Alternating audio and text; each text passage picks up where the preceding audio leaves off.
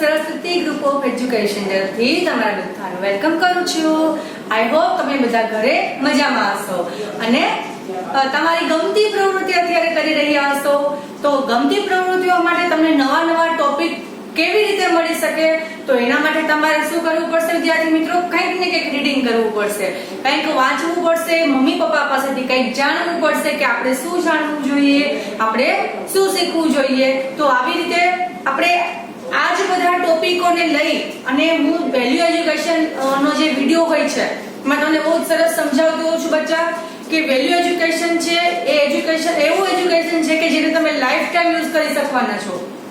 આજે નહીં, કાલે નહીં, એવું નથી કે આ વેલ્યુ એજ્યુકેશન માત્ર ને માત્ર આજના વિડિયો લેક્ચર પૂરતું સીમિત છે, એવું બિલકુલ નથી. બીકોઝ આને તમે એન્ડ તમારા પેરેન્ટ્સ અને તમારા બધા ભાઈ બહેનો જેને આ વિડિયો ગમે એ બધાને આ ખૂબ જ ઉપયોગી થવાની છે, અને એ પણ એક બે દિવસ પૂરતું નહીં, લાઈફ ટાઈમ પૂરતું. તો આ તો એક બહુ સારી વસ્તુ થઈ ગઈ.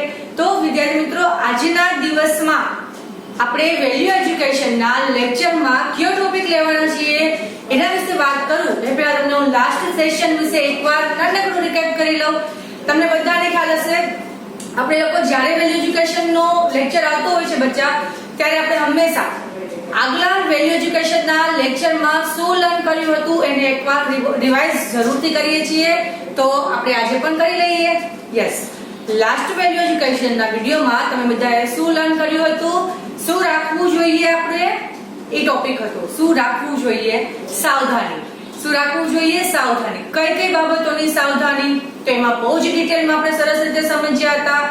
અજાણ્યા લોકોથી દૂર રહેવું, અજાણી વસ્તુઓથી દૂર રહેવું કે જે આપણી નથી, પોતાની કોઈ પણ ટોયઝ હોય, કોઈ પણ પ્રકારની વસ્તુ હોય, કોઈ ચોકલેટ્સ આપતું હોય, આપણને લલચાવતું હોય તો પણ એનાથી દૂર રહેવાનું છે. આના વિશે આપણે વાત કરી હતી. ફટાકડા ફોડવા સમયે આપણે ધ્યાન રાખવાનું છે, ના તો એ ઘરમાં આવવા જોઈએ કે ના આપણે પોતે દાઝવા જોઈએ. રાઈટ? પતંગ બધાને ગમતી હોય છે, નાના બચ્ચાઓનો તો સ્પેશિયલ ફેવરિટ ફેસ્ટિવલ હોય છે, તો ઉડાડતા સમયે આપણે શું ધ્યાન રાખવું જોઈએ? આપણો જીવ જોખમમાં મૂકી અને પતંગ પકડવા નથી જવાનું. ઓકે? ત્યાર પછી આપણે જે કઈ ધારદાર કોઈ પણ વસ્તુઓ છે, ધારદાર વસ્તુ આપણે લાગી ન જાય એનું આપણે ખાસ ધ્યાન રાખવાનું છે. ઓકે વિદ્યાર્થી મિત્રો, તો આ રીતે આપણે ઘણા બધા પ્રકારની સાવધાની આપણે આપણા જીવનમાં ઓલવેઝ રાખવાની છે. અને સ્પેશિયલી એક હતું કે ભીના હાથે તમારે સ્વિચ કોઈ પણ અડવાની નથી. તો આ વસ્તુ ખાસ ધ્યાન રાખજો. અત્યારે પણ શું નાના છો એટલા માટે નહીં, મોટા થઈ જાય તો પણ આ વસ્તુ આપણે લાગુ પડે છે, કારણ કે આપણે અવારનવાર સાંભળતા હોઈએ છીએ કે આ વ્યક્તિનું વીજળીનો શોક લાગવાથી મૃત્યુ થયું અથવા તો એને કોઈ પણ પ્રકારની ઈજા પહોંચી. તો આ વસ્તુ વિદ્યાર્થી મિત્રો હંમેશા ધ્યાન રાખજો તમે બધા. ઓકે, હવે એવરી લેક્ચરમાં જે આપણે કરીએ છીએ સેમ એવી રીતે આજનો લેક્ચર પણ હું સ્ટાર્ટ કરું છું વેલ્યુ એજ્યુકેશનનો એ નાનકડી એવી વાતથી. એક સમય હોય છે, ઘણા સમય પહેલાની વાત છે કે એક ઘર હતું. ઓકે, એક ઘર હતું. એ ઘરમાં એકવાર એવું થાય છે કે જેટલા ફેમિલી મેમ્બર્સ રહેતા હોય છે ત્યારે રાત્રે બધા જમીને સૂઈ જાય છે. રાત્રે બધા જમીને સૂઈ જાય છે. ત્યાર પછી જમીને સૂઈ જાય છે તો એમાંથી એના જે પપ્પા હોય છે એને કોઈ કામથી બહાર જવાનું થાય છે. એ જે મતલબ કે ફેમિલી હોય છે, ફેમિલીનું મેઇન વ્યક્તિ હોય છે, એને બહાર જવાનું થાય છે. તો બહાર જવાનું થાય છે ત્યારે શું થાય છે ખબર છે? એને એક સડનલી કોઈ ઓટો કરવી પડે છે. યાદ રાખજો, એક ઓટો એટલે કે રિક્ષામાં બેસે છે, બીકોઝ એને નીકળતા સમયે એની ગાડીમાં પંચર પડી જાય છે. એની ગાડીમાં પંચર પડી જાય છે, એને નીકળવાનો સમય થઈ ગયો છે, એક અર્જન્ટ જગ્યાએ પહોંચવાનું હતું. તો એ ઓટો કરે છે તો જલ્દીમાં એની એક ઇમ્પોર્ટન્ટ એની પાસે વસ્તુઓ હોય છે, એક બેગ હતી, એમાંથી એ થોડુંક વર્ક હતો, એ કરતો હતો ને જોતો જતો હતો કે એને જ્યાં પહોંચવાનું હતું ને ત્યાં થોડુંક એને વસ્તુઓ કહેવાની હતી કે જે ભાઈ હતા ને પોતે એમને. તો જલ્દીમાં શું થાય છે, બધા ધ્યાનથી સાંભળજો, જલ્દીમાં એનો મોબાઈલ હોય એ ઓટોમાં રહી જાય છે. એનો મોબાઈલ હતો એ ઓટોમાં રહી જાય છે. હવે મોબાઈલમાં આપણને જનરલી કેવી હેબિટ હોય છે ખબર છે કે મોબાઈલનું જે કવર હોય ને એનું પાછળનું કવર, એમાં ઘણા લોકોને પૈસા રાખવાની આદત હોય છે. એમાં ઘણા લોકોને પૈસા રાખવાની આદત હોય છે. તો આ ભાઈને પણ સેમ એવી આદત હતી. તો આ ભાઈ મોબાઈલના કવરની પાછળ એક તો બે વસ્તુ રાખતા હતા. એક તો એટીએમ કાર્ડ અને સેકન્ડ વસ્તુ હતું એની અંદર 1000 રૂપિયા પડ્યા હતા. વિચાર કરો, 1000 રૂપિયા અને એટીએમ કાર્ડ. ઓકે, તો આ એટીએમ કાર્ડ 1000 રૂપિયા તો હજી નાની રકમ કહેવાય, એનાથી મોટી વસ્તુ હતી એટીએમ કાર્ડ. એટીએમ કાર્ડ એટલે કે બેંકમાંથી તમે બધાએ જોયું છે એટીએમ મશીન? ઓકે, કોઈ જોયું છે આમાંથી એટીએમ મશીન? જો જોયું હોય ને તો તમને બધાને ખ્યાલ આવી ગયો હશે કે એટીએમ મશીનમાં આપણે એટીએમ કાર્ડ હોય એમાં નાખવાનું હોય અને એનાથી આપણને પૈસા મળતા હોય છે. ત્યારે એ આપણા બેંકની સિસ્ટમ હોય છે. અગર તમે લોકોએ નથી જોયું તો તમે તમારા મમ્મી અથવા પપ્પાને કહેજો, તમને બતાવવા લઈ જશે. ઓકે, હવે વાત કરું પછી શું થાય છે. તો ત્યાર પછી એ જે એની પાસે એટીએમ કાર્ડ લઈ અને જલ્દીમાં પેલા ભાઈ નીકળી જાય છે. જલ્દીમાં પેલા ભાઈ નીકળી જાય છે અને રિક્ષાવાળાને પણ ખબર નહોતી, તો એ પણ એની તો જે કઈ જગ્યાએ જવાનો હતો એ પણ નીકળી ગયો. હવે થાય છે શું? જ્યારે એ ભાઈને મીટિંગ પૂરી થઈ જાય છે, જ્યાં કામથી ગયા હોય કામ પૂરું થઈ જાય છે, પછી ભાઈને મગજમાં સ્ટ્રાઇક થાય છે, ઓહ મારું પર્સ મારો મોબાઈલ ક્યાં ગયો? મોબાઈલમાં તો એટીએમ કાર્ડ હતું, પૈસા પણ એની પાસે નહોતા, કારણ કે પૈસા પણ એની સાથે જ લઈને નીકળ્યા હતા. તો હવે મેઇન વસ્તુ થઈ જાય છે કે કરશે શું? મોબાઈલ બહુ જ ઇમ્પોર્ટન્ટ હોય છે. અત્યારે આપણને ખબર જ હોય છે કે મોબાઈલમાં કેટલું બધું વર્ક કરતા હોઈએ છીએ. તમારે નાના બચ્ચાઓ માટે મોબાઈલ માત્ર ને માત્ર ગેમ્સ રમવી અથવા તો કોઈ મ્યુઝિક સાંભળવું, કોઈ વિડીયો જોવો પૂરતું કામ હોય છે. બટ મોટા જે તમારા વડીલો છે એ એનો અન્ય ઘણો બધો ઉપયોગ કરતા હોય છે. ઓકે, તો પછી એ શું કરે છે? રિક્ષાવાળાને ગોતવાની ટ્રાય કરે છે, પણ એ તો કે મળતો જ નથી. પણ પછી સડનલી એને થોડી વારમાં ફોન આવે છે. એને થોડી જ વારમાં એના ઘરે ફોન આવે છે કે આ ભાઈ જે છે મારી રિક્ષામાં બેઠેલા હતા અને એમનો મોબાઈલ મારી પાસે રહી ગયો છે, મને તમારું એડ્રેસ આપો એટલે હું તમને તમારી ઘરે આ વસ્તુઓ પહોંચાડી દઉં છું. એમાં પાછળ એટીએમ કાર્ડ પણ પડ્યું છે અને 1000 રૂપિયા પણ પડ્યા છે. આ રિક્ષાવાળા ભાઈ હતા જેને એના ઘરે કોલ કર્યો કે આ વસ્તુ બની છે. ઓલા ભાઈ તો ગમે તેમ કરીને ઘરે પહોંચી જાય છે. પછી થોડી વારમાં પેલો રિક્ષાવાળો પણ આવે છે. પછી જોવે છે કે આ રિક્ષાવાળો મારી સાથે કેવી રીતે પહોંચી ગયો અહીંયા, એને આ એડ્રેસ કેવી રીતના મળ્યું હશે? થોડી વાર તો એ વિચારમાં પડી જાય છે. પછી એને અંદર જાય છે, બધી વસ્તુઓ સમજાય છે કે એના જે પત્ની હોય છે, એના વાઈફ એને બધી સમગ્ર ઘટના સમજાવે છે કે આવું બન્યું હતું અને આમનો કોલ આવ્યો હતો. એટલે એ રિક્ષાવાળો કહે છે કે સાહેબ મેં તમને ગોત્યા પણ મને તમે ક્યાંય ના મળ્યા, એટલે પછી મારી પાસે કોઈ રસ્તો નહોતો એટલે મેં મોબાઈલમાંથી કોલ કર્યો. આમાં તમારું એટીએમ કાર્ડ અને તમારા પૈસા સહી સલામત છે, બરાબર છે? તો આનાથી એ જે સાહેબ હતા એકદમ ખુશ થઈ ગયા. જો એના મનમાં ઘણા બધા વિચાર આવતા હતા, એ જે ભાઈ હતા એના મનમાં ઘણા બધા વિચાર આવતા હતા કે રિક્ષાવાળો છે આવો હોય તેવો હોય, મારો મોબાઈલ ગયો, મારું એટીએમ કાર્ડ પણ ગયું, હવે આ કે કેટલું બધી વસ્તુ મગજમાં વિચારમાં આવી ગઈ હતી. પણ અહીંયા શું એ ભાઈ દર્શાવેલી હતી? પ્રામાણિકતા. શું હતું? પ્રામાણિકતા. દુનિયામાં બધા જ માણસો સરખા નથી હોતા વિદ્યાર્થી મિત્રો.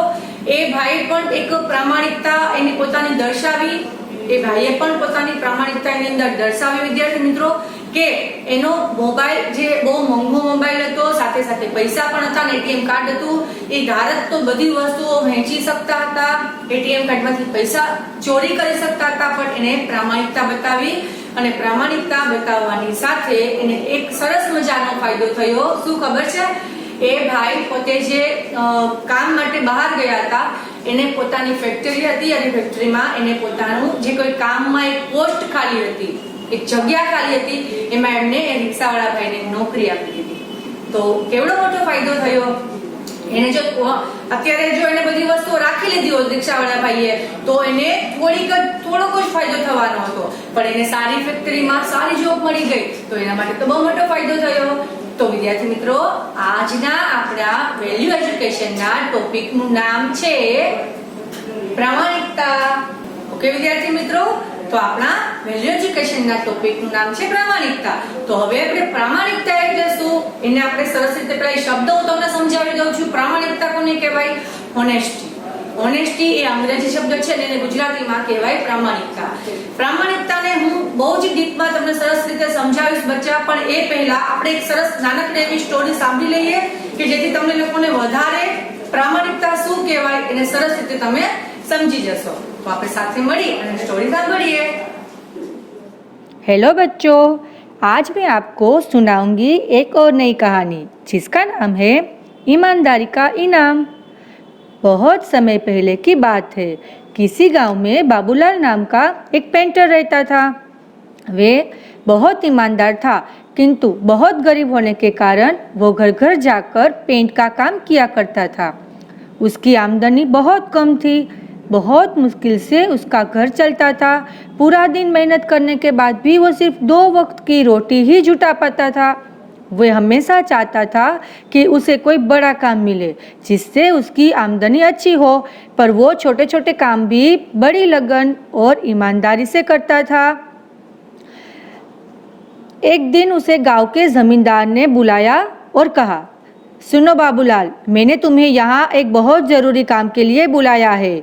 क्या तुम वो काम करोगे? जी हुजूर, ज़रूर करूँगा। बताइए क्या काम है? मैं चाहता हूँ कि तुम मेरी नाव पेंट करो और ये काम आज ही हो जाना चाहिए। जी हुजूर, ये काम मैं आज ही कर दूँगा। नाव पेंट करने का काम पाकर बाबूलाल बहुत खुश हुआ। अरे वो सब तो ठीक है, पर पहले तुम ये तो बताओ कि तुम इस काम के लिए कितने लोगे?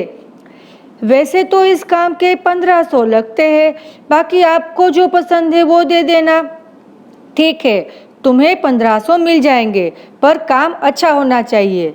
जी हुजूर, आप चिंता मत कीजिए, आपको काम बढ़िया ही मिलेगा। जमींदार उसे अपनी नाव दिखाने नदी किनारे ले जाता है। नाव दिखाने के बाद बाबूलाल जमींदार से थोड़ा समय मांगता है और अपना रंग का सामान लेने चला जाता है।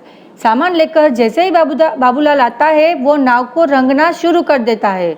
जब बाबूलाल नाव रंग रहा था तो उसने देखा, अरे नाव में तो छेद है। अगर इसे ऐसे ही पेंट कर दूंगा तो ये डूब जाएगी। पहले इस छेद को ही भर देता हूँ। ऐसा कहकर वो छेद को भर देता है और नाव को पेंट कर देता है। फिर वे जमींदार के पास जाता है और कहता है, हुजूर, नाव का काम पूरा हो गया, आप चलकर देख लीजिए। ठीक है, चलो। फिर वे दोनों नदी किनारे पहुंच जाते हैं। नाव को देखकर जमींदार बोलता है, अरे वाह बाबूलाल, तुमने तो बहुत अच्छा काम किया है। ऐसा करो, तुम कल सुबह आकर अपना मेहनताना ले जाना। ठीक है हुजूर। और फिर वे दोनों अपने अपने घर चले जाते हैं। जमींदार के परिवार वाले अगले ही दिन उसी नाव में घूमने जाते हैं। शाम को जमींदार का नौकर रामू, जो उसकी नाव की देखरेख भी करता था, वो छुट्टी से वापस आ जाता है और परिवार को घर पे ना देखकर जमींदार को परिवार वालों के बारे में पूछता है। जमींदार उसे सारी बात बताता है। जमींदार की बात सुनकर रामू चिंता में पड़ जाता है। उसे चिंतित देखकर जमींदार पूछता है, क्या हुआ रामू? ये बात सुनकर तुम चिंतित क्यों हो गए? सरकार, लेकिन नाव में तो छेद था। रामू की बात सुनकर जमींदार भी चिंतित हो जाता है। तभी उसके परिवार वाले पूरा दिन मौज मस्ती करके वापस आ जाते हैं। उनके सकुशल देखकर जमींदार चैन की सांस लेता है। फिर अगले दिन जमींदार बाबूलाल को बुलाता है और कहता है, ये लो बाबूलाल, तुम्हारा मेहनताना, तुमने बहुत बढ़िया काम किया है। मैं बहुत खुश हूँ बाबूलाल। बाबूलाल पैसे लेकर गिनता है तो हैरान हो जाता है, क्योंकि वो पैसे ज़्यादा थे। वे जमींदार से कहता है, हुजूर, आपने मुझे गलती से ज़्यादा पैसे दे दिए। नहीं बाबूलाल, ये तुम्हें मैंने गलती से नहीं दिए, ये तुम्हारी मेहनत का ही पैसा है। लेकिन हुजूर, हमारे बीच तो 1500 की ही बात हुई थी, ये तो पूरे 6000 है। तो फिर ये मेरी मेहनत का कैसे हुआ? क्योंकि तुमने एक बहुत बड़ा काम किया है। कैसा काम हुजूर? तुमने इस नाव के छेद को भर दिया, जिसके बारे में मुझे पता भी न था। अगर तुम चाहते तो उसे ऐसे भी छोड़ सकते थे या फिर उसके लिए अधिक पैसे भी मांग सकते थे, पर तुमने ऐसा बिल्कुल नहीं किया, जिसकी वजह से मेरे परिवार वाले सुरक्षित और नाव की वजह से सवारी कर सके। अगर तुम उस छेद को ना भरते तो मेरे परिवार वाले डूब भी सकते थे। आज तुम्हारी वजह से वो सुरक्षित है, इसलिए ये पैसे तुम्हारी मेहनत और ईमानदारी के हैं। पर हुजूर, फिर भी इस छेद को भरने के इतने पैसे तो नहीं बनते हैं। बस बाबूलाल, अब और तुम कुछ मत कहो, ये पैसे तुम्हारे ही है, तुम इसे रख लो। जमींदार की बात सुनकर और पैसे लेकर बाबूलाल बहुत खुश हुआ और कहने लगा, बहुत बहुत धन्यवाद जमींदार साहब। ऐसा कहकर बाद में वे खुशी से वहाँ से चला गया। तो बच्चों, इस कहानी से हमें यह शिक्षा मिलती है कि हमें अपना काम हमेशा पूरी लगन और ईमानदारी से करना चाहिए। ઓકે વિદ્યાર્થી મિત્રો, તમને બધાને આજે જે સ્ટોરી સાંભળી એમાં મજા આવી ને? જોયું ને કે પ્રામાણિકતાનું ઇનામ કેવું હોઈ શકે છે? પ્રામાણિકતાને હિન્દીમાં ઈમાનદારી કહેવાય. ઓકે, શું કહેવાય? ઈમાનદારી. તો તમે જ્યારે હમણાં થોડી વાર પહેલા વિડિયો જોયો, આપણે સાંભળ્યો, ત્યારે તમે એમાં બધાએ જોયું હતું કે શું હતું એમાં? પ્રામાણિકતા. કોની પ્રામાણિકતા હતી? બાબુલાલની. જો એ પ્રામાણિકતા ન દર્શાવત, એ પ્રામાણિકતા ન દર્શાવત બચ્ચા, તો તમે વિચાર કરો કે જે ભાઈએ એને કામ આપેલું હતું એનો આખો પરિવાર પાણીમાં ડૂબી શકતો હતો. રાઈટ? એનો આખો પરિવાર પાણીમાં ડૂબી શકતો હતો. પણ એને શું કર્યું? એક તો જો સરસ મજાનું કામ પોતાનું કરી દીધું. આખી નાવ હતી, એ નાવને સરસ રંગી દીધી. એમાં જે છેદ હતો એ છેદને સરસ ભૂરી નાખ્યો અને ત્યાર પછી એને ટોટલી કામ બહુ સરસ રીતે કરી નાખ્યું. એ છેદ હતો, મતલબ કે કાણું હતું, એને નહોતી ખબર, એના માલિકને પણ નહોતી ખબર, પણ જેણે ચીટિંગ કરી હતી એને ખબર હતી. જેણે ચીટિંગ કરી હતી એને ખબર હતી. તો આ વ્યક્તિએ એની પ્રામાણિકતા દર્શાવી, બધી જ વસ્તુઓ સરસ કરી નાખી અને છેલ્લે એને શું મળે છે? પ્રામાણિકતાનું ઇનામ. ઓકે, જેટલું એને મહેનતાણું નક્કી કરેલું હતું કે આટલું કામ કરવાથી આટલા પૈસા મળવાના છે, તો એનાથી વધારે એને શું મળી ગયું? ફાયદો મળી ગયો, બેનિફિટ મળી ગયો, એને પૈસા મળી ગયા. જો એને એ કામ પૈસા માટે નહોતું કરેલું, યાદ રાખજો વિદ્યાર્થી મિત્રો, એને તે કામ પૈસા માટે નહોતું કરેલું, પણ એને પ્રામાણિકતાનું ઇનામ મળેલું હતું. ઓકે, તો આવી રીતે તો ઘણી બધી વાતો કરી શકું છું કે પ્રામાણિકતા છે આપણા માટે શું ઇમ્પોર્ટન્ટ હોય છે. હવે આપણે વાત કરીએ પ્રામાણિકતાને, એનો જે વર્ડ છે ને બચ્ચા, આપણે વર્ડને સમજીએ. પ્રામાણિકતા ક્યારે લાગુ પડે? તો પછી દરેકના જીવનમાં કંઈક ને કંઈક લાગુ પડતી હોય છે. આપણી પાસે જ્યારે કોઈ બીજાની વસ્તુઓ આવી જાય અને આપણે એને પાછી દેવાના બદલે એને આપણી પોતાની કરી લઈએ, તો એ પ્રામાણિકતા ન કહેવાય. પણ જેની વસ્તુ છે આપણે એને પાછી આપી દઈએ તો એ આપણી શું થઈ? પ્રામાણિકતા બતાવી થઈ. ઘણીવાર આપણે ભાઈ બહેનો ઝઘડા કરતા હોઈએ, બે બહેનો હોય અથવા તો બે ભાઈ હોય અથવા તો ભાઈ બહેન હોય, જ્યારે ઝઘડો ચાલતો હોય ત્યારે શું કરે ખબર છે? કોઈ વ્યક્તિ અથવા તો સ્કૂલની તમને વાત કરું કે તમે ક્લાસમાં તમારા કોઈ ફ્રેન્ડ સાથે ફાઇટ કરતા હોય, કોઈ પણ રીઝનથી ઝઘડો કરતા હોય, ત્યારે કોઈ પણ વ્યક્તિ એમ નહીં કહે કે દીદી મારો વાંક હતો, મમ્મી મારો વાંક હતો, મારી ભૂલ થઈ છે, એવું કોઈ નહીં કહે. શું કામ? કારણ કે બધાને ડર હોય ખીજાવાનો. બટ આ એક વસ્તુ રોંગ હેબિટ છે. યાદ રાખજો, આપણે હંમેશા સાચું જ બોલવાનું. પરિણામ ગમે તે આવે, સાચું જ બોલવાનું. આપણે સાચું બોલશું ને એ આપણી પ્રામાણિકતાથી કહેવાય. તમારે શું કહેવાનું કે જો ઘણીવાર શું થાય ખબર છે? વાંક તમારો હોય અને તમે એમ કહી દો મારો વાંક નથી, આનો વાંક છે, તો પછી શું કરો કે જે બીજી જે તમારી સાથે તમારા ફ્રેન્ડ છે, તમારા ભાઈ બહેન છે, એને તમારા લીધે ખીજાવાનું સહન કરવું પડે છે, પેરેન્ટ્સનું અથવા ટીચર્સનું. શું તમે લોકો એનાથી ખુશ થઈ જાવ છો બચ્ચા? એ સારી વસ્તુ છે અગર તમે ખુશ થાવ છો તો? જરાય સારી વસ્તુ નથી. યાદ રાખજો બચ્ચા, આ જરાય સારી વસ્તુ નથી. હંમેશા આપણે આપણા ભાઈ બહેનોને અને આપણા ફ્રેન્ડ્સને બચાવવાની કોશિશ કરવાની, નહીં કે ફસાવવાની. યાદ રાખજો, ફ્રેન્ડ્સ અને ભાઈ બહેનની આપણે રક્ષા કરવાની હોય, એને મુશ્કેલીમાં આપણે નહીં મૂકવાના. તો આપણે હંમેશા આપણે પ્રામાણિકતા બતાવવાની.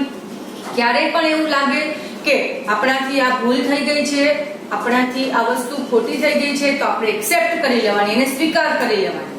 મમ્મી હોય, પપ્પા હોય અથવા તો તમારા ટીચર્સ હોય, બટ એને કહેવાની એક રીત હોય. તમે તમારા પેરેન્ટ્સ પાસે અથવા તો મમ્મી પપ્પા પાસે પેરેન્ટ્સ પાસે અથવા તો ટીચર્સ પાસે જઈને તમે એને કહી શકો છો કે મારે તમને એક વાત કહેવી છે, જે આજે થયું હતું ને એના વિશે, પણ હું પહેલા તમારી માફી માંગી લઉં છું, પહેલા તમને સોરી કહી દઉં છું. ઓકે, હવે તમે જ્યારે આ રીતે વાત કરશો ને ત્યારે શું થશે ખબર છે? કોઈ તમને નહીં ખીજે. વિશ્વાસ રાખજો બધા મેગા દીદી પર, તમે જ્યારે પહેલા શરૂઆત આ રીતે કરશો ત્યારે કોઈ જ તમને નહીં ખીજે. ત્યારે તમે સામે બીજાનો ટ્રસ્ટ કરો છો, વિશ્વાસ કરો છો બીજા પર, તમારા પેરેન્ટ્સ પર, ટીચર્સ પર, તો તમારે એટલો વિશ્વાસ રાખવાનો કે એ પણ તમને કાંઈ નહીં કહે તો તમારે શું કહેવાનું છે?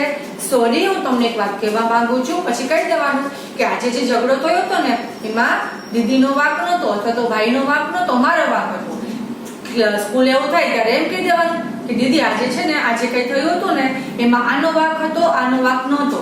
ઘણી વાર શું થાય કે ફ્રેન્ડ્સમાં ઝઘડા થતા હોય ને કે તો ફ્રેન્ડ હોય ને એકાબીજા બે મિત્રો હોય ને એ હંમેશા બીજાનો જ વાંક કાઢે. ખબર હોય કે મારી જ ફ્રેન્ડ ખોટી છે છતાંય સામેવાળી ફ્રેન્ડનો જ વાંક કાઢે. શું કામ? કારણ કે એ આપણી ફ્રેન્ડ નથી, ભલે ને ફસાતી. આ ખોટી વસ્તુ છે, યાદ રાખજો. આ બહુ જ ખોટી વસ્તુ છે, બહુ જ ખોટા મેનર્સ છે. હંમેશા દરેક જગ્યાએ પ્રામાણિકતા જ રાખવાની. જેમ તમે પ્રામાણિક બનશો ને, જેટલું તમે ઓનેસ્ટી રાખશો ને, એટલા ગોડ હંમેશા તમારી પર ખુશ રહેશે. ઓકે, ભગવાનજીને તમારે કાંઈ ક્યારે તમારી પાસેથી માંગવું નહીં પડે, હંમેશા ખુશ રહેશે. તમને યાદ છે મેં થોડા દિવસ પહેલા જ તમને એક સ્ટોરી કહેલી હતી કે મારી જ મેં તમને સ્ટોરી કહેલી હતી કે હું આવી રીતના અમે લોકો વરસાદમાં ફસાઈ ગયા હતા અને સડનલી હેલ્પ મળી ગઈ હતી બીકોઝ આપણે કોઈની મદદ કરેલી હતી. જેવી રીતે મેં તમને થોડી વાર પહેલા હમણાં સ્ટોરી કહેલી હતી કે એક ભાઈનો મોબાઈલ ખોવાઈ ગયો તો એને આવી રીતે મળી ગયો, તો આવી સેમ વસ્તુ બેટા મારી સાથે પણ થયેલી છે. Yes, okay. આજથી કેટલા તમે લોકોને કહો ને તો કેટલા વર્ષ થયા? 2015ની સાલ હતી. ઓકે, 2015, 5 વર્ષ પહેલા એક સ્કૂલનું ફંક્શન ચાલતું હતું આપણી સ્કૂલમાં અને હું તૈયારીમાં હતી અને રસ્તામાં આવતી હતી અને મારો મોબાઈલ મારો ખોવાઈ ગયો, મતલબ કે પોકેટમાંથી પડી ગયો. વિન્ટરનો ટાઈમ હતો, મેં જેકેટ પહેરેલો હતો, શિયાળાનો સમય હતો, તો જેકેટમાંથી ક્યારે પડી ગયો મને ખબર ના પડી. પણ એ મોબાઈલ સવારમાં 8 વાગે ખોવાયેલો હતો. તો અમે બધા ઘણો ગોત્યો, સ્કૂલમાંથી ગોત્યો, બહુ જ એમાં કોલ કર્યા છતાંય ના મળ્યો. હજી મારો નવો જ મોબાઈલ હતો તો મને થોડીક વધારે રડવું આવતું હતું અને બહુ જ રડતી હતી હું. સિરિયસલી, યસ, હું રડતી હતી. તો પછી બપોરનો સમય થયો ને ત્યારે એક્ઝેક્ટલી 12 વાગ્યે અમને કોલ આવી ગયો કે મારા દીદીને પર કોલ આવેલો હતો કે આવી રીતે તમારો ફોન મળી ગયો છે, તમે ચિંતા નહીં કરતા. હવે ફોન એક કામ કરનારા મજૂરના હાથમાં આવેલો હતો જેને કોઈ પણ પ્રકારનું ફોનમાં ખબર જ નહોતી પડતી બિચારાને કે ફોન કેવી રીતે રિસીવ કરવો, એને ખબર જ નહોતી પડતી એટલે એને ફોન નહોતો પડ્યો. આપણને શું ડાઉટ જવા માંડ્યો? તો મને પણ એવો ડાઉટ હતો કે મારો ફોન નક્કી કોકે ચોરી લીધો છે ને હવે મને પાછો નહીં મળે અને ફોન નહીં ઉપડતો જ નહોતો. તો આપણને એવું થાય ને, પણ એવું વિચાર પણ ન આવે કે વ્યક્તિ જેને મળેલો છે તે ફોન રિસીવ કરતા નહીં આવડતું હોય બિચારાને. તો આવું પણ ઘણી વાર બને અને એને ખૂબ જ એની પ્રામાણિકતા બતાવી અને અમે પ્રામાણિકતાનું ઇનામ પણ અમે દેવાની કોશિશ કરી. પણ એમાં પણ એક ખૂબ જ તમે કહો ને કે એટલો પ્રામાણિક હતો ને કે એને ઇનામ લેવાની પણ ના પાડી દીધી. વિચાર કરો તમે કે આવા પણ માણસો હોય. અમે કીધું કે તમે અમને આટલો મારો મોબાઈલ આપી દીધો સરસ રીતે, એ મજૂર જે હતા એ ભાઈ એને અમે દેવાની ટ્રાય કરી પણ એને ના લીધું. તો આવું પણ જીવનમાં ઘણીવાર બનતું હોય છે. ત્યારે આ વસ્તુ પરથી આપણે એટલું શીખવાનું કે ક્યારેય આપણી પાસે કોઈની વસ્તુ આવી જાય ત્યારે હંમેશા એને પાછી દઈ દેવાની, ભૂલથી આપણી પાસે નહીં રાખવાની. તો વિદ્યાર્થી મિત્રો, આજે વેલ્યુ એજ્યુકેશનના વિડિયો લેક્ચરમાં તમને બધાને ખૂબ જ સરસ વસ્તુ શીખવા મળી છે, પ્રામાણિકતા, જેને તમારે લાઈફના એન્ડ સુધી આ જે શબ્દ છે એને આપણી લાઈફમાં ઉતારવાનો છે અને ક્યારેય છોડવાનો જ નથી. આ આપણા કેરેક્ટરમાં આવી જવું જોઈએ. આપણને જોઈને જ કોઈને ખબર પડી જવું જોઈએ કે આ વ્યક્તિ કેટલો પ્રામાણિક છે. ઓકે, તો હવે નવા વિડિયો લેક્ચરમાં વેલ્યુ એજ્યુકેશનમાં નવા ટોપિક સાથે ફરી મળીશું. ત્યાં સુધી તમે બધા જ હંમેશા હેપી રહેજો, તમારું ધ્યાન રાખજો, તમારી કેર કરજો એન્ડ હસતા રહેજો. બાય બચ્ચા.